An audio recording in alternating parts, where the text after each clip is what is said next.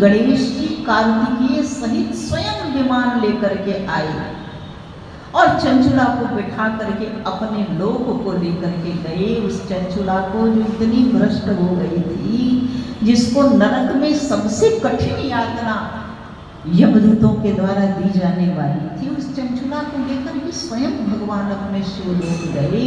और शिवलोक ही नहीं गए, पार्वती जी ने भगवान शिव से निवेदन किया कि प्रभु, मैं इस चंचुला को अपनी प्रिय सखी बनाना चाहती हूँ, मैं अपने सखियों में इसको शामिल करना चाहती हूँ।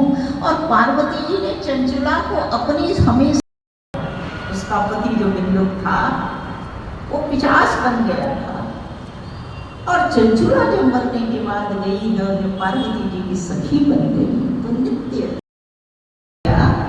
लेकिन तुमको अपने किए पाप का भान हो गया और तुम्हारे हृदय में पश्चाताप की आग जल गई, इसने तुम्हें तो शुद्ध कर ही दिया है, लेकिन तुम पूछ रही हो कि हमारी सदगति कैसे होगी, कल्याण कैसे होगा।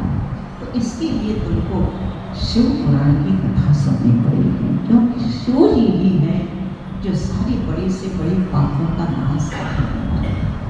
भगवान शिव ही ऐसे देवता हैं जो बड़े से बड़े पाप का नाश करने वाले हैं। नारद जी को भी जाकर के भगवान ने ही कहा, जपो जाय शंकर सतनामा हुई है हृदय तुरत विश्वामा, जाकर नाम जपो।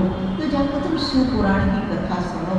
उसने कहा, महाराज मैं कहाँ ढूंढूंगी शिव पुराण कथा कहने, आपसे बढ़ के योग्य कौन मिलेगा, मैं आपके चरण शरण में पड़ी हूँ, मैं आपके शरण में आई हूँ, अब मेरा चाहिए जैसे उद्धार हो, अब आपको भी करना है।